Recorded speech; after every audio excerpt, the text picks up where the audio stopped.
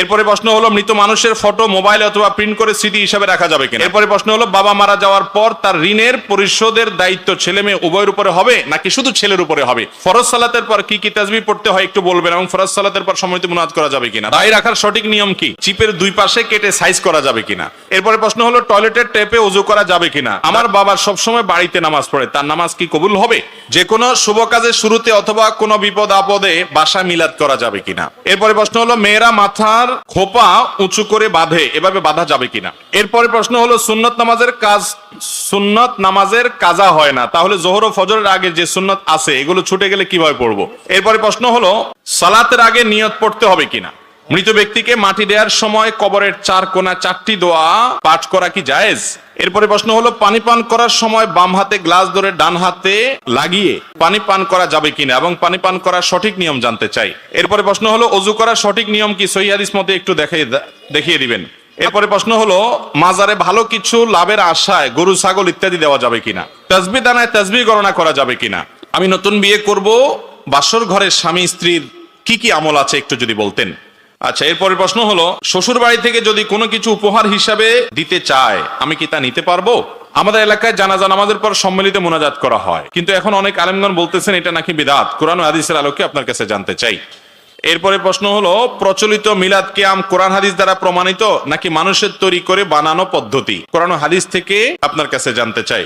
একজন স্ত্রী তার স্বামীর কাছে গরুর গোশত খাইতে চায়, কিন্তু তার স্বামীর বেতন ৩৭০০ টাকা। এই বেতন দিয়ে স্বামী গরুর মাংস খাওয়াতে পারে না, বলে সে কাপুরুষ। এতে কি করা উচিত ওই স্বামীর। এরপরে প্রশ্ন হলো মসজিদের ইমাম মুয়াজ্জিনের নামে মুসল্লিদের কাছ থেকে টাকা তুলে মসজিদের কাজে বা মসজিদ ফান্ডে জমা রাখা যাবে কিনা। মসজিদ ফান্ডে টাকা থাকা সত্ত্বেও ইমাম মুয়াজ্জিনের হাদিয়া বাড়ানো হয় না, দয়া করে বিস্তারিত বলবেন। এরপরে প্রশ্ন হলো গ্রামের অধিকাংশ মহিলা শুধু আজান হলে মাথায় কাপড় দেয়, অন্যান্য সময় দেয় না, এ সম্পর্কে কিছু বলবেন। ইমামের পিছনে আল্লাহু আকবার তাকবীর না বললে নামাজ হবে কি না বলবেন। এরপরে প্রশ্ন হলো কোন ব্যক্তি যদি 40টি ওয়াজ মাহফিলে উপস্থিত হয় তাহলে সে ব্যক্তি নাকি জান্নাতি। ফরজ গোসলের সঠিক নিয়ম জানতে চাই। এরপরে প্রশ্ন হলো ওযু ছাড়া কোনো দোয়া পড়া যাবে কিনা। মেয়েদের জন্য নূপুর পরা কি জায়েজ আছে। এরপরে প্রশ্ন যে জমি বন্ধক রাখে এবং যে জমি বন্ধক নেয় ইসলামের দৃষ্টিতে এদের উভয় বিধান কি। নামাজের শুরুতে ইন্নী ওয়াজ্জাহতু ওয়াজহিয়া যে দোয়া পড়া হয় এটা কি তাকবীরে তাহরিমার আগে পড়বো না তাকবীরে তাহরিমার পরে পড়বো। এরপরে প্রশ্ন হলো মাহরাম ছাড়া মহিলারা 3 বার 7 বার 40 দিন তালিম করতে পারবে কিনা, অথবা এক গ্রাম হতে অন্য গ্রামে যেতে পারবে কিনা। প্রথম প্রশ্ন হলো গ্রামের অধিকাংশ মহিলা শুধু আজান হলে মাথায় কাপড় দেয়, অন্যান্য সময় দেয় না, এ সম্পর্কে কিছু বলবেন। আজান হলে মাথায় কাপড় দেওয়া এটা কোনো জরুরি বিষয় না, অথচ সে ওই জায়গাতে দিচ্ছে, আবার যেখানে দেওয়া দরকার ওখানে দিচ্ছে না। এই হলো আমাদের অবস্থা। আজানের সময় মাথা কাপড় দেওয়ার কোন নির্দেশ কোরআন হাদিসে দেওয়া হয় নাই। যদি আপনি বাসা বাড়িতে থাকেন, আপনার নিজের ঘরে থাকেন, যেখানে পরপুরুষের দৃষ্টি পড়তেছে না, সেখানে আপনার মাথার কাপড় না থাকলেও অসুবিধা নেই। আজান অবস্থায়ও যদি মাথায় কাপড় না দেন তাতেও কোনো সমস্যা নেই। আজানের সাথে মাথা কাপড় দেওয়ার কোনো সম্পর্ক নাই। কিন্তু পরপুরুষের দৃষ্টিতে আপনি পড়েন, বাহিরে গেছেন, তখন আপনাকে পর্দা মেইনটেইন করতে হবে, আপনার সৌন্দর্যকে অপ্রকাশিত করতে হবে। এবং আল্লাহ বলেছেন ওয়ালা ইউবদিনা যিনাতাহুন্না ইল্লা মা যাহারা মিনহা, শরীরের নিজের সৌন্দর্যকে যেন নারীরা প্রকাশ না করে অন্য পুরুষদের সাথে যারা গায়রে মাহরাম তাদের সামনে। অতএব মাথায় কাপড় দেওয়ার সম্পর্ক হলো আপনি গায়রে মাহরামের সামনে আছেন তখন আপনি মাথায় কাপড় দিবেন, সৌন্দর্যকে আপনি ঢাকবেন, পর্দা করবেন। আর গায়রে মাহরাম নাই, বাসা বাড়িতে নিজের মাহরামরা আছেন, সেখানে মাথা কাপড় না দিলেও সমস্যা নেই। আমাদের দেশে অনেক জায়গায় মাথা কাপড় দেওয়ার জন্য মহিলারা বলে, মহিলাদেরকে বলা হয় যত রকমের ভুল ফতোয়া আছে এগুলা সবগুলা মহিলাদের উপরে বেশি জারি করি আমরা, ঠিক না বেঠিক। বলে যে গোসল ফরজ হলে বাচ্চাকে দুধ খাওয়ানো যাবে না, গোসল ফরজ হলে বেশি সময় শুয়ে থাকা যাবে না, ছেলেটা ঠিকই শুয়ে থাকে। বলে রান্না বাড়া করা যাবে না, যত ফতোয়া আছে সব কার উপরে, ওই মহিলার উপরে। এটা ঠিক যে গোসল ফরজ হওয়ার পর দেরি না করে তাড়াতাড়ি গোসল করা উত্তম, কিন্তু এর মানে এই না যে গোসল ফরজ হয়েছে এখনো নামাজের ওয়াক্ত হয় নাই, দেরি আছে, তাহলে দেরি করলে তার গুনাহ হয়ে যাবে বা ওই অবস্থায় কাজ করলে তার সেটা হারাম হবে, এমন কোনো কথা নেই। উল্টা পাল্টা ভুলভাল ফতোয়া দিয়া মহিলাদের উপরে বেশি জুলুম করা হয় আমাদের দেশে, এগুলা করা যাবে না। তাহলে মাথায় কাপড় দেওয়ার সাথে আজানের কোনো সম্পর্ক, এটার সাথে গায়রে মাহরামের সম্পর্ক কোথাকারটা কোথায় নিয়ে আমরা লাগাই। তবে এটা ঠিক যে আজানের সময় আল্লাহর নাম শুনে তখন শ্রদ্ধার কারণে অনেক মহিলা মাথায় কাপড় দেয়। তখন শ্রদ্ধার কারণে মাথায় কাপড় না, তখন মুখে আজানের জবাব দিতে হবে। তখন কি দিতে হবে? আজানের জবাব দিতে হবে। যেটা করা লাগবে ওইটার খবর নেই, আরেকটা করতেছে। আল্লাহ আমাদের সবাইকে হেদায়েত দান করুন। মেয়েদের জন্য নূপুর পরা কি জায়েজ আছে? মেয়েরা পায়ে নূপুর পড়তে পারে, শর্ত হলো সেই নূপুরে কোনো প্রকার মিউজিক থাকতে পারবে না। যদি নূপুরে মিউজিক থাকে তাহলে সেক্ষেত্রে সেই নূপুর পরা জায়েজ নয়। আম্মা জান আয়েশা রাদিয়াল্লাহু তাআলা আনহার বাসায় এক ভদ্র মহিলা এসেছেন, তার পায়ে নূপুর পরা ছিল এবং সেখানে মিউজিক ছিল। তখন তিনি তাকে বললেন যে তুমি এটা খোলা ছাড়া আমার ঘরে প্রবেশ করবে না। অতএব মিউজিকের যদি কোনো ব্যবহার থাকে কোনোভাবে তাহলে সেটা জায়েজ নয়। আর যদি মিউজিক না থাকে কিন্তু নূপুরের একটা আওয়াজ আছে, সে আওয়াজ এবং নূপুর পায়ে পরার পর যে পায়ের সৌন্দর্য, এটা পরপুরুষের সামনে যদি প্রকাশ না করেন কোনো মা কোনো বোন, তাহলে তার জন্য এটা জায়েজ আছে। যেমন তিনি তার বাসা বাড়িতে পরে থাকলেন, অথবা তিনি এটা পরার পর রাস্তাঘাটে এটা প্রদর্শন করে বেড়ালেন না, বরং তিনি এটা পরে তার স্বামীর সামনে তিনি গেলেন, মাহরামদের সামনে তিনি গেলেন, ঘরে বাড়িতে একান্তে তিনি পড়লেন, পরপুরুষের সামনে রাস্তাঘাটে এটা পরে প্রকাশ করে বেড়ালেন না। এরকম যদি হয় তাহলে সেই নূপুর পরা অবশ্যই জায়েজ আছে। মহিলা সাহাবীদের অনেকেই নূপুর পরেছেন বলে বর্ণিত আছে বিভিন্ন হাদিসে, বিধায় এটি জায়েজ আছে। আল্লাহ তাআলা কোরআনে কারীমে বলেছেন, ওয়ালা ইয়াদরিবনা বিআরজুলিহিন্না লিয়ালামা মা ইউখফিনা মিন জিনাতিহিন্না। নারীরা যেন তাদের রাস্তাঘাটে যখন তারা বের হবে তখন যেন তাদের পা গুলাকে জোরে জোরে আঘাত করে করে না চলে। যদি এরকম করে এ উদ্দেশ্যে যে তার পায়ে যে নূপুর আছে অথবা যে সৌন্দর্য আছে এটা যেন প্রকাশিত হয়, এগুলা জাহির করার জন্য যেন সেরকম ভাবে সে না চলে।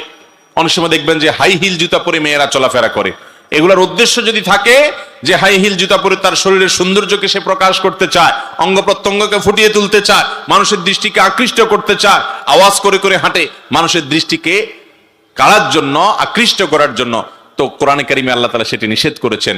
কারণ একজন নারী, মুসলমান নারী, তার ভিতরে আত্মসম্মান থাকবে, তার ভিতরে ব্যক্তিত্ব থাকবে, তার ভিতরে এই মানসিকতা থাকবে যে আমার সৌন্দর্য নিয়ে রাস্তায় যে কোনো মানুষ মনে মনে বাজে চিন্তা করবে, আমাকে নিয়ে বাজে কল্পনা করবে, জল্পনা করবে, মনে মনে জেনা করবে, এই সুযোগ আমি দিতে পারি না।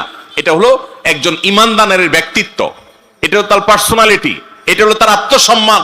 আর যার মধ্যে আত্মসম্মান নাই সে তার রূপ তার সৌন্দর্যকে রাস্তাঘাটে বিলিয়ে বেড়াবে, ফেসবুকে বিলিয়ে বেড়াবে, ইউটিউবে বিলিয়ে বেড়াবে। এটা দেখে কত সহস্র মানুষ তাকে মনে মনে জেনা করবে, মনে মনে জল্পনা কল্পনায় তাকে খারাপ ভাবে চিন্তা করবে। এটা একজন অমুসলিম বা একজন ফাসেক মানুষ করতে পারে যার ভিতরে আত্মসম্মান আছে, আত্মমর্যাদা আছে। তিনি কখনো তাকে নিয়ে বাজে চিন্তা করার পথ সুগম করে দিতে পারেন না। এজন্য একজন নারী সবসময় তার এই সৌন্দর্যকে পরপুরুষের সামনে, রাস্তাঘাটে মানুষের সামনে প্রকাশ করে বেড়াবেন না। কারণ এগুলো প্রকাশ হলে কি হবে সেটা আমাদের সবার কাছে জানা। যদি কেউ বলে না তার সৌন্দর্য সে প্রকাশ করবে, কারোর মনে খারাপ হলে তার দোষ, সে নিজের মন নিয়ন্ত্রণ করুক, তাহলে বলতে হবে যে আল্লাহ রাব্বুল আলামিন মানুষকে সৃষ্টি করেছেন যে পুরুষ নারীর প্রতি, নারী পুরুষের প্রতি একে অন্যের প্রতি আকৃষ্ট হয়। অতএব এখানে আকর্ষণের সমস্ত পথ খোলা রেখে যদি বলা হয় না তোমার মনটাকে সোজা করো, মনটাকে ভালো করো, এটা পৃথিবীর সবচাইতে অযৌক্তিক কাজগুলোর একটা। দুনিয়াতে কোনোদিন এটা সম্ভব হবে। তথাকথিত পশ্চিমা দুনিয়ার দেশগুলোতে দেখেন, সেখানে নারীরা অনেক খোলামেলা, অনেক অশ্লীল পোশাক আশাক পরে চলাফেরা করে।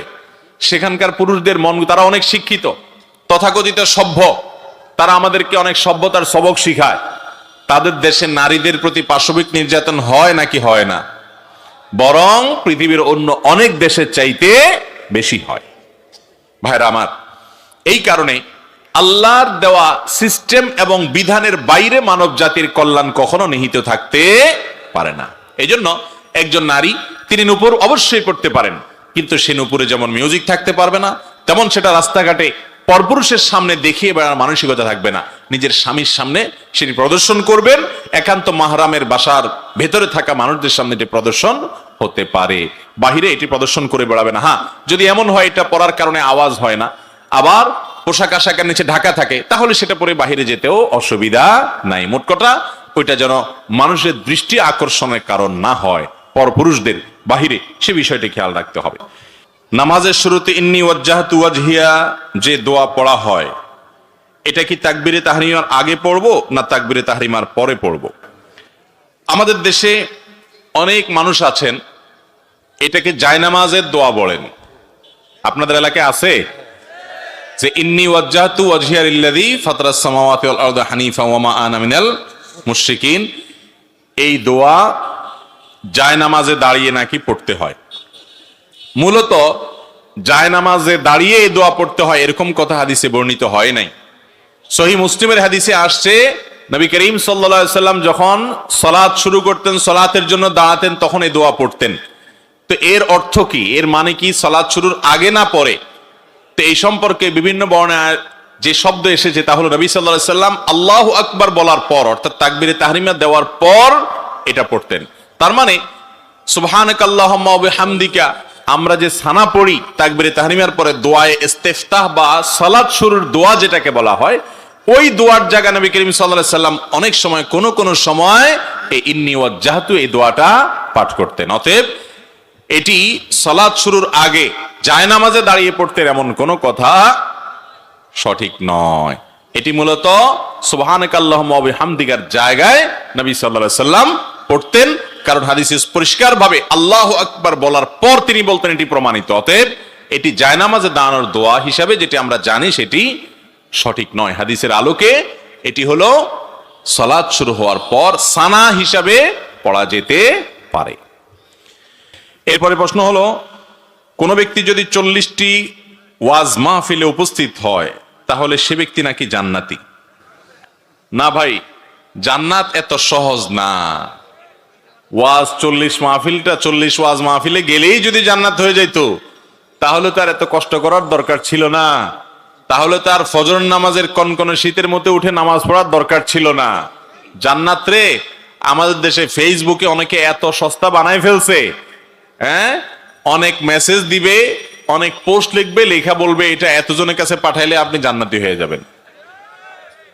তার দরকার হলো তার পোস্টের রিচ, তার দরকার হলো লাইক কমেন্ট।